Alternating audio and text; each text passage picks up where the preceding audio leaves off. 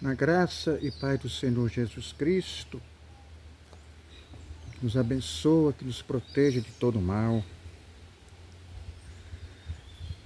Vamos fazer uma leitura hoje num tema que traz até hoje discussões, contendas sobre um discernimento do que podemos entender sobre a palavra de Deus, no que ela nos ensina, respeitando cultura, cronologia, costumes e tradições de um povo. E claro que temos que ter esta compreensão do que foi doutrinado, do que foi ensinado pelas Escrituras para a época simplista e trazermos para hoje a realidade da vida moderna de hoje. Claro que o propósito que eu trago é sobre a palavra de Deus e que podemos fazer uma adaptação à realidade de hoje. O tema de hoje é com relação ao dízimo, que são cobrados nas igrejas como forma de dinheiro. E colocando a condição de benfeitoria, a ser um dizimista, 10% do seu salário, para que possa receber bênçãos. É importante lembrar exatamente nesse contexto o que se cobra hoje para as custas da igreja: aluguel, água, inclusive salários dos pastores, contrariando a doutrina da palavra de Deus, de se pregar a palavra de Deus e cobrar por isto. Você recebeu de graça, dê de graça. Mas temos esse entendimento da igreja hoje, que ela seja edificada dentro da essência do Evangelho. Mas o dízimo não é dinheiro. Então, se vamos para o entendimento da palavra, não é dinheiro. Era mantimentos destinado à viúva, ao órfão, aos levitas e também até aos sacerdotes. Porque salário é digno daquele que trabalha. Então, profissão pastor é complicado, né? A gente entender desse lado. Você tem que pregar a palavra de Deus e cobrar. Assim como temos louvores, pessoas que têm o dom de cantar e é cobrado. Existe uma passagem com referência ao sacerdote Melquisedeque, que na época era o sacerdote do Deus Altíssimo, ungido por Deus. Então ele era um sacerdote que representava ali Deus. E também ressalta a grandeza de Jesus Cristo. Não a religiosidade. Então, quando Melquisedeque deu a Abraão os dízimos, então tem essa passagem que fala sobre essa questão do dízimo, era um costume da antiga aliança.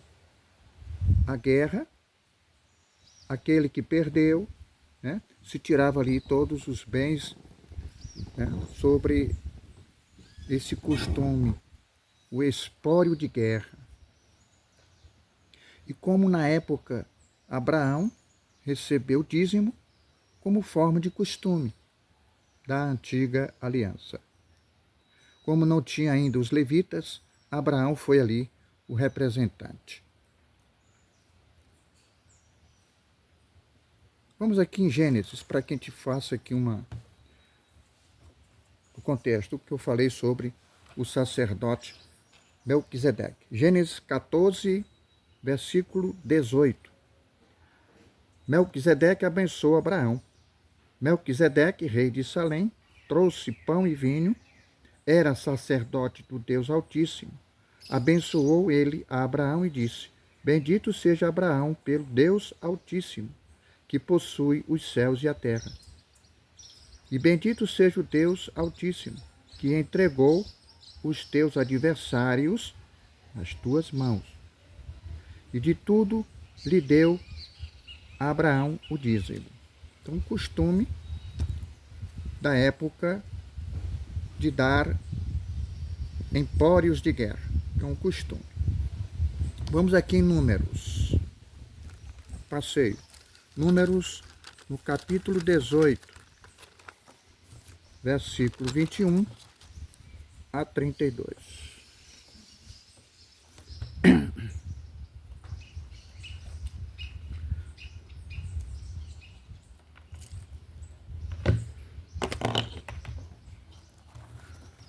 Os dízimos e os levitas. Aos filhos de Levi, dei todos os dízimos em Israel, por herança, pelo serviço que prestam. Serviço da tenda da congregação.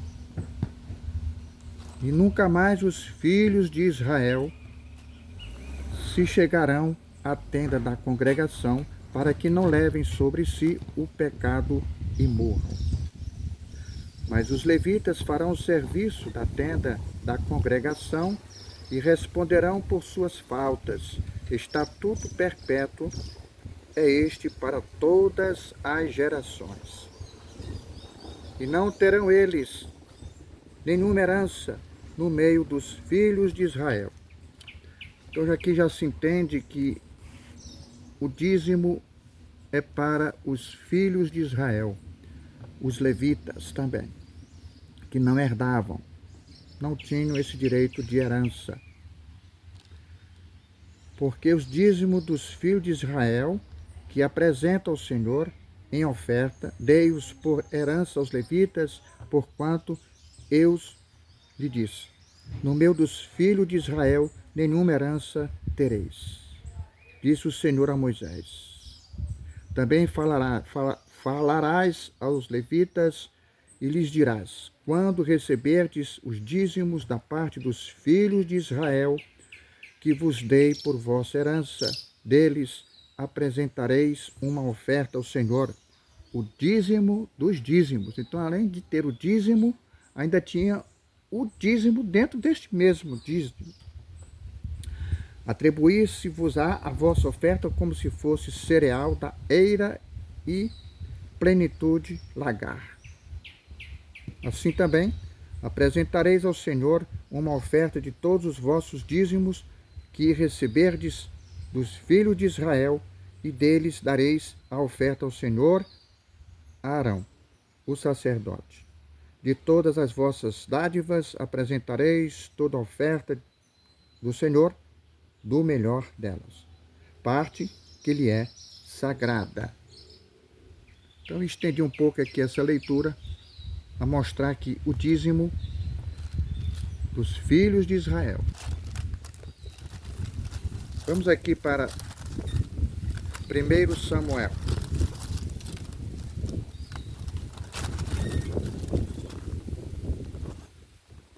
Ventinho bom. 1 Samuel, no capítulo 8. 1 Samuel, capítulo 8, versículo 15.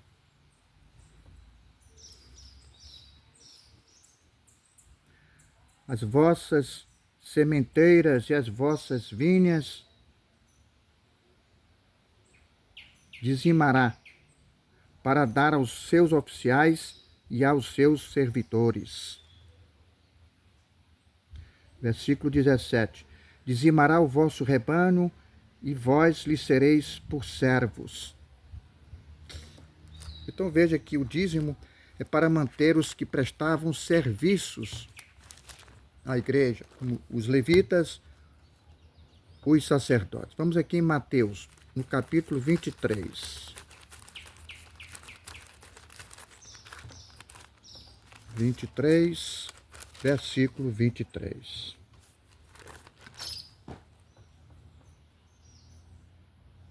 Ai de vós, escribas e fariseus hipócritas, porque dais o dízimo da hortelã, do endro e do cominho, e tendes negligenciado os preceitos mais importantes da lei, a justiça, a misericórdia e a fé. Devíeis, porém, fazer estas coisas sem omitir aquelas. Então nós temos aqui o dízimo do cominho, do endro, que são temperos. Então Jesus sempre a preocupação de alimentar mantimentos e não dinheiro, para manter este bom hábito de ajuda ao próximo, não negligenciando a misericórdia, a fé. Em Lucas, vou fazer aqui um passeio. Lucas, no capítulo 11, versículo 42. Mas ai de vós, fariseus, porque dais o dízimo da hortelã, da arruda e de todas as hortaliças, e desprezai a justiça e o amor de Deus. Devíeis, porém, fazer estas coisas sem omitir aquelas. Então nós temos aqui mais uma vez, na semelhança aqui da leitura, não desprezais a justiça e o amor de Deus. No capítulo 18, Lucas, no capítulo 18, versículo 12.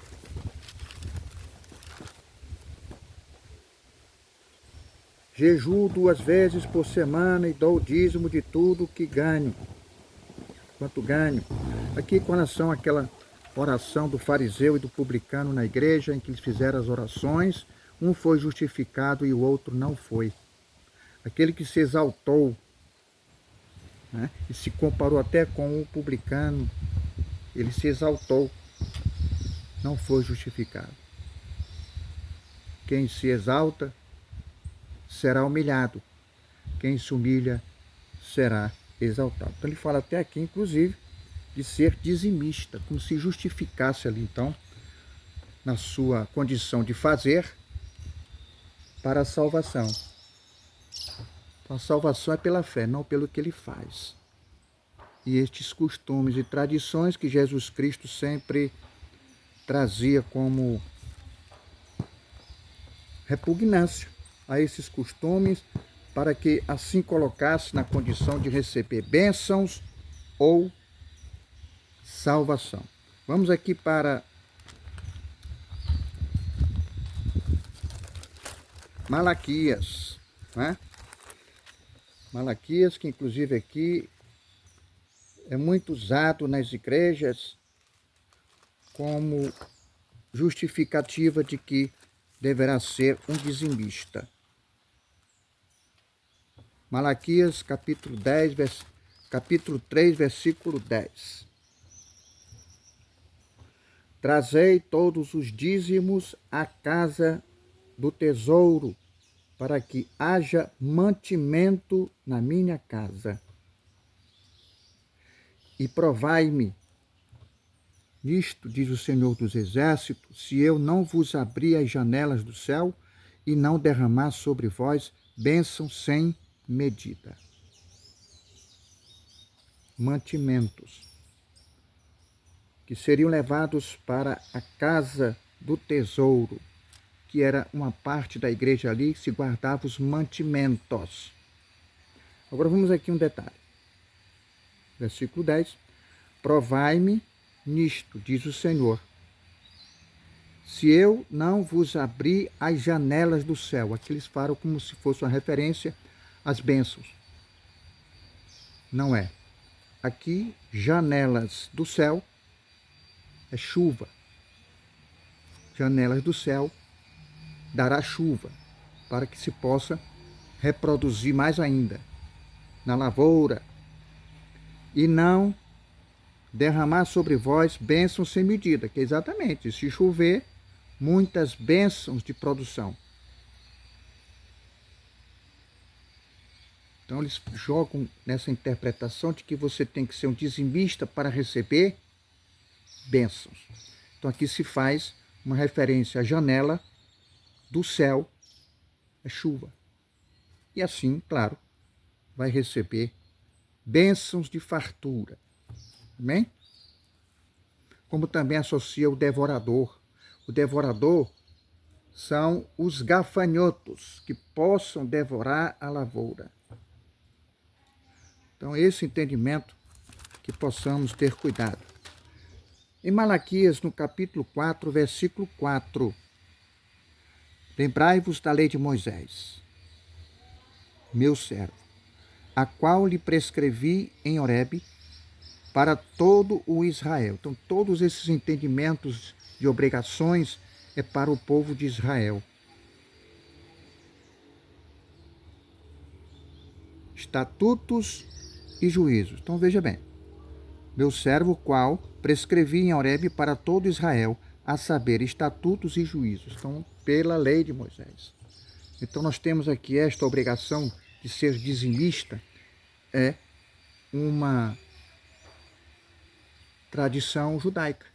É para o povo de Israel. Mantimentos. Vamos aqui para Deuteronômios. Deuteronômios, no capítulo 26. Deuteronômios, capítulo 26, versículo 12.